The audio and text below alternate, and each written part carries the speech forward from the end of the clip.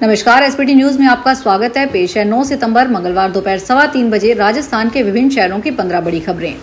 सबसे पहले एक नजर डालते हैं आज की हेडलाइंस पर। करोड़ों का घोटाला कर बन गए फर्जी डॉक्टर, मरीज बनकर पहुंची एटीएस ने 2 शातिर ठगों को पकड़ा। पीएम मोदी का बाढ़ग्रस्त पंजाब हिमाचल का दौरा दिल्ली से रवाना। अजमेर में बारिश का कहर, खाना खा रहे थे बुजुर्ग दंपति, भर भराकर गिरा मकान। पहाड़ से गिरी जेसीबी, 3 मजदूर मलबे में दबे।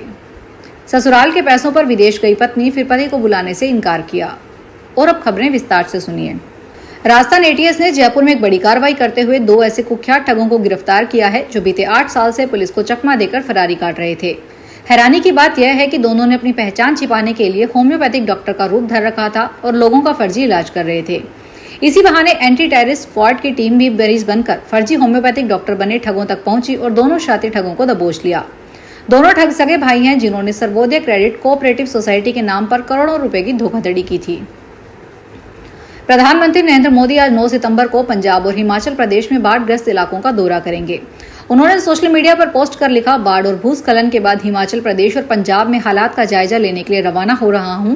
भारत सरकार इस दुख की घड़ी में प्रभावित लोगों के साथ कंधे से कंधा मिलाकर खड़ी है। सबसे पहले प्रधानमंत्री अपने विमान से पठानकोट पहुंचेंगे। यहां से वे हेलीकॉप्टर से हिमाचल प्रदेश के कुल्लू, मंडी और चंबा में हुए नुकसान का हवाई सर्वेक्षण करेंगे।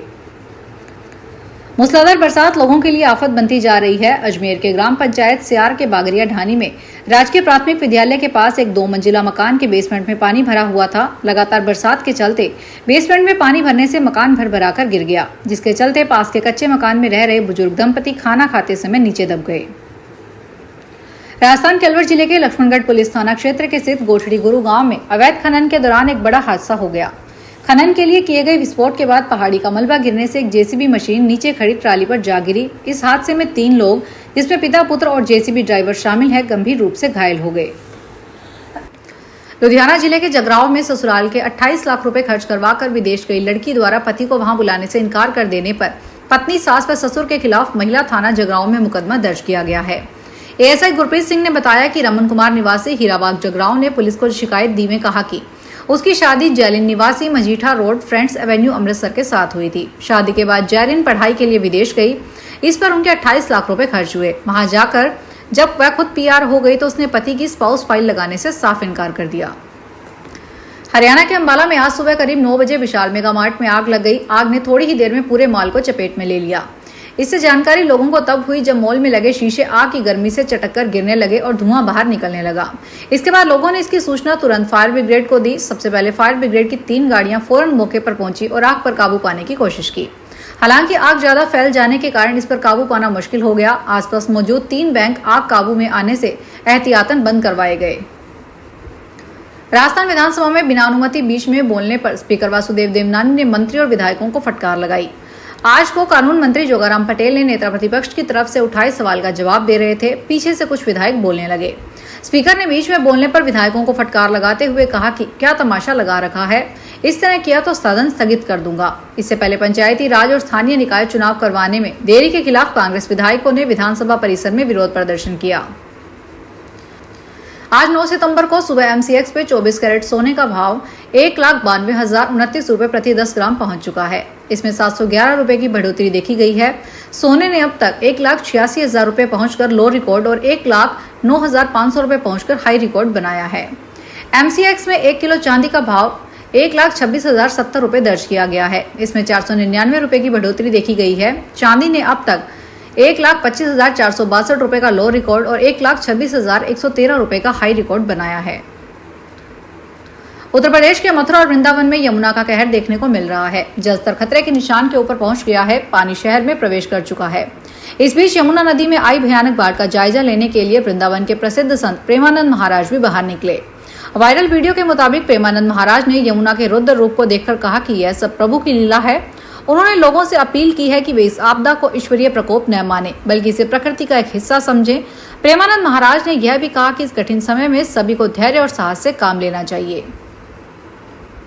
अलवर शहर के कॉमर्स कॉलेज में 15 फीट लंबा अजगर घुस गया। मंगलवार सुबह सीनियर टीचर भर्ती परीक्षा देने आए अभ्यर्थी जिस बेंच पर बैठे थे उसी के नीचे अजगर था।